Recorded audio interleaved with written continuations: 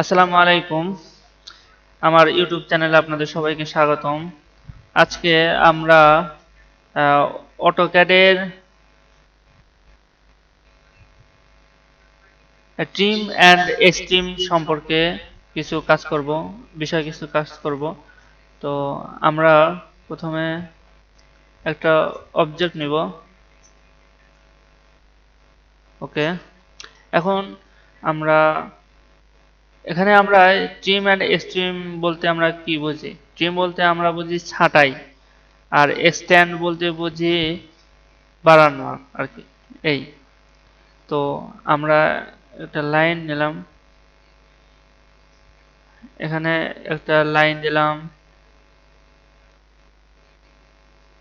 এখানে একটা লাইন দিলাম, এখানে একটা লাইন দিলাম, আর এখানে একটা লাইন দিলাম। আমরা প্রথমে এক্সটেন্ড করব। তো আমাদের এক্সটেন্ড করতে হলে প্রথমে আমরা স্ট্যান্ডে সিলেক্ট করব, অ্যান্ড আমরা যেই অবজেক্ট পর্যন্ত স্ট্যান্ড করব সেটা মার্ক করব। এই যে আমরা এই বৃত্তের ভিতরেই মানে এই অবজেক্ট এক্সটেন্ড করব এই লাইনগুলো। তো আমরা এখানে সিলেক্ট করছি। এখন অবজেক্ট লাইনগুলা এক্সটেন্ড করার জন্য আমরা প্রথমে রাইট বাটন ক্লিক করব। রাইট বাটন ক্লিক করার পরে আমরা লেফট বাটন ক্লিক করব। এই যে এক্সটেন্ড হয়ে গেল। এখন আবার এটার জন্য আবার লেফট বাটনে ক্লিক করব, হয়ে গেল। এটাতেও লেফট বাটন ক্লিক করব, এটাতেও লেফট বাটনে ক্লিক করব, এবং শেষে আমরা ইন্টার দিয়ে কাজটা শেষ করব। এই হয়ে গেল আমাদের স্ট্যান্ডের কমান্ড।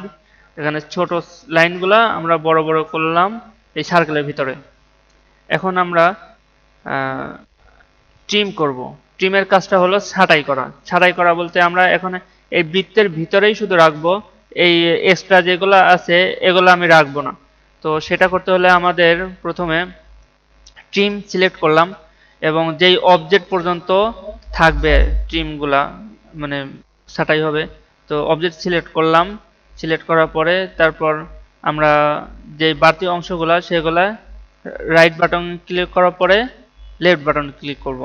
ওকে, আর এভাবে নেক্সটের গুলো যেগুলো থাকবে সেগুলো হচ্ছে শুধুমাত্র লেফট বাটনে ক্লিক করব, লেফট বাটনে ক্লিক করব, এবং লেফট বাটনে ক্লিক করব। হয়ে গেল আমাদের টিমের কাজ, এবং শেষে আমরা ইন্টার দিয়ে কাজটা শেষ করব।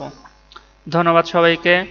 আশা করি আমার এই ভিডিওটি দেখে আপনারা উপকৃত হবেন, অটোক্যাড সম্পর্কে কিছু শিখতে পারবেন। ওকে, ধন্যবাদ।